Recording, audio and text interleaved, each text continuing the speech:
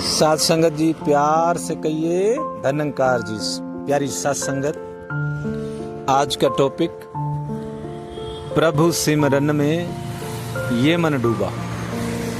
के प्यारी साथ संगत, ये एक गुरसिख के मन की वो अवस्था जिस वक्त वो सिमरन करते करते इस अवस्था में पहुंच गया कि स्वयं को भूल गया कि मैं कौन हूँ और सिर्फ प्रभु ही प्रभु दिखाई दे रहे हैं। जैसा कि महात्मा उस रूप में भी आशीर्वाद देते हैं कि प्रेम गली अति सांकरी, इसमें दो ना समाए। वहाँ दो नहीं हो सकते।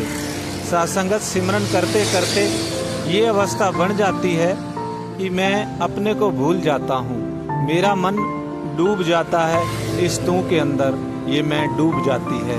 तभी सत्संगत प्रभु सिमरन में ये मन डूबा। मन की अवस्था वो मैं वाली डूब गई सिमरन में और आनंद से सरोबार हो गया।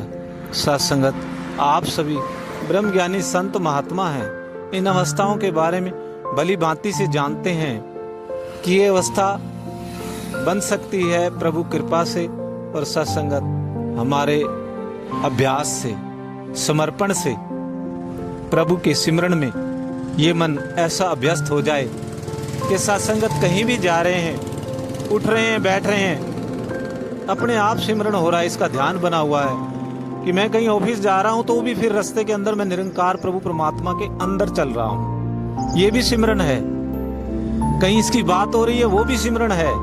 और कहीं बैठ करके सत्संगत जी जो हुजूर ने कि तू ही निरंकार, मैं तेरी शरण हाँ मैनू बख्श लो, ये किया जा रहा है, ये भी सिमरन है। तो सत्संगत, अब समय के पैगंबर सतगुरु माता सुदीक्षा सुंदर हरदेव जी महाराज ने भी अपने वचनामृत में आशीर्वाद दिए, ये इशारा किया सत्संगत के विस्तार असीम की ओर।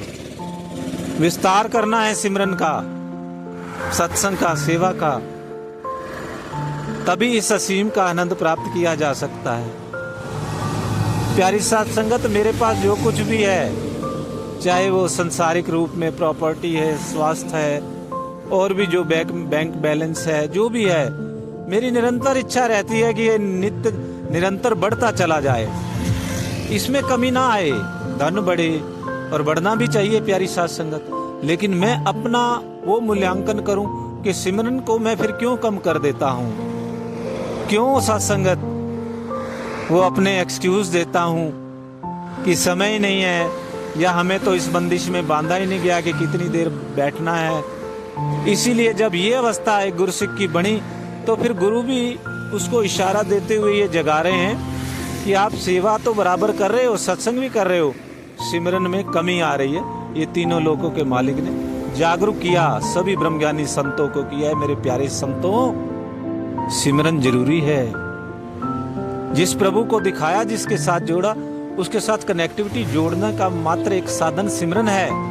और आप सभी संतों ने तो सुना कि बाबा जी का जब भी किसी ने मोबाइल नंबर मांगा, सतगुरु आपका भी मोबाइल नंबर दे दीजिए, तो कहा कि हाँ लीजिए, डायरी निकाल लो, पेन निकाल लो, लिख लो।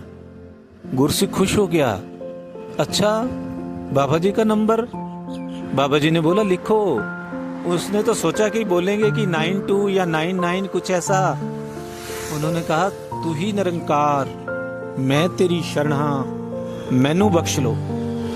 तो सत्संगत ब्रह्मज्ञानी संत जाग गया उसके इशारे से, क्योंकि ये शब्द था गुरु का कि सतगुरु मेरा सूरमा करे शब्द की चोट। जब उस शब्द की चोट मन पे पड़ी कि तू शरीर के साथ जुड़ रहा है, मैंने तो तुझे निरंतर इस रमे राम के साथ जोड़कर ये सिमरन दिया। इसका आनंद लेते हुए तू ही निरंकार, मैं तेरी शरण हाँ मैनू बख्श लो। मैंने तो तुझे जगाया, तुझे इस सच के साथ जोड़ा, इस अवस्था के साथ, और तू शरीरों के साथ जुड़ रहा है, संसारिक मोबाइल मांग रहा है। जगाते हैं सतगुरु, पर ये मन जागना नहीं चाहता। सत्संगत, आओ जागें, अपनी मैं को छोड़ दें। जो गुरु के वचन आ रहे हैं, गुरु ने सिमरन के विस्तार का बोला है तो विस्तार दें, प्रयास करें। आते जाते बैठते उठते हर वक्त इसका एहसास और सिमरन के लिए घर परिवार के साथ जो बाबा जी के वचन आए थे, बैठ जाया करें जब भी, जितना भी समय मिले, और इस जीवन का, इन सांसों का, जिसके लिए बोला गया है कि श्वास श्वास सिमरो गोविंद, मन अंतर की विसरे चिंत, तो श्वास श्वास में इसका ध्यान सिमरन बना रहे।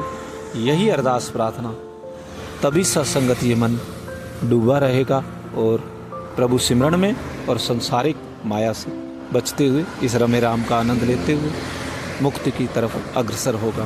प्यार से कहिए धन्यंकार।